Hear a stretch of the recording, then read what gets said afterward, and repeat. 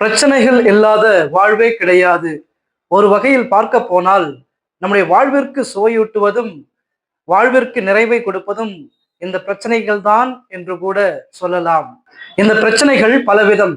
பிறர் நமக்கு உருவாக்குகின்ற பிரச்சனைகள், அவர்களது பொறாமை குணத்தாலும் பழிவாங்கும் எண்ணத்தாலும் நமக்கு விளைவிக்கின்ற பிரச்சனைகள் ஒரு புறம். இன்னொரு புறம் நமக்கு நாமே உருவாக்கி கொள்கின்ற பிரச்சனைகள், நம்முடைய ஆணவத்தினாலும் அகங்காரத்தினாலும் வருகின்ற பிரச்சனைகள், நம்முடைய சுயநலத்தினாலும் பாவ நாட்டத்தினாலும் குறுகிய கண்ணோட்டத்தினாலும் ஏற்படுகின்ற பிரச்சனைகள். இந்த பிரச்சனைகளால் வரும் விளைவுகளும் பலவிதம். குறுகிய கால விளைவுகள், நீண்ட கால விளைவுகள், வாழ்க்கையில் திருப்பு முனையாகவே அமைந்துவிடும் விளைவுகள். கடவுள் நமக்கு சிந்திக்கும் திறனை தந்திருக்கின்றார். நமது கடந்த கால தவறுகளிலிருந்தும் பிறர் செய்கின்ற தவறுகளிலிருந்தும் நாம் பெறுகின்ற அனுபவத்தின் வாயிலாக நம்மை நாமே திருத்திக் கொள்கின்ற திறனை தந்திருக்கின்றார். கடந்த காலத்தில் நாம் சந்தித்த பிரச்சனைகள், அதன் மூல காரணங்கள், அதன் விளைவுகள், அதிலிருந்து நாம் மீண்டு வர எடுத்த முயற்சிகள், அதனால் நாம் சந்தித்த பிரச்சனைகள், இவை அனைத்துமே நமது மனதில் ஆழமாக பதிந்திருக்கின்றன. ஒரு சில சமயங்களில் மற்றவர் படுகின்ற துன்பங்களும் பிரச்சனைகளும் நம்மை அதிகமாக பாதித்து விடுகின்றன.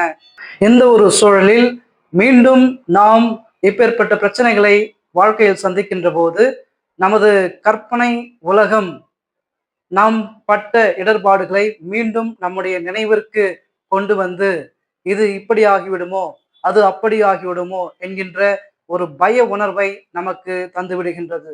நாம் சந்திக்கும் இந்த பிரச்சனைகள் இவ்வாறாகத்தான் இருக்கும், இது இப்படிதான் போய் முடியும், இதனுடைய விளைவுகள் இப்படியாகத்தான் இருக்கும் என்று நமக்கு நாமே முடிவு செய்து துன்பத்தை வரவழைத்துக் கொள்கின்றோம். இன்னும் சொல்ல போனால், அந்த துன்பங்கள் வருவதற்கு முன்பாகவே அது வந்து விட்டதாகவே என்று நினைத்து நாம் துன்புறுகிறோம். இங்கே ஒரு உதாரணம் சொல்லலாம். நமக்கு இருமல் வருகின்ற போது அதுக்கு தகுந்த மருந்தை எடுத்துக்கொள்வது இயல்பு. அது மேலும் மோசமாகாமல் இருக்க கவனமாய் இருப்பது தேவைதான். ஆனால் நாம் கற்பனைக்கு இங்கே இடம் கொடுத்து விடக்கூடாது. இந்த இருமல் இது இன்னொரு நோய்க்கு அறிகுறியாக இருக்குமோ, இன்னொரு மோசமான நோய் வந்துவிடுமோ என்கின்ற பயம் இருக்கக்கூடாது.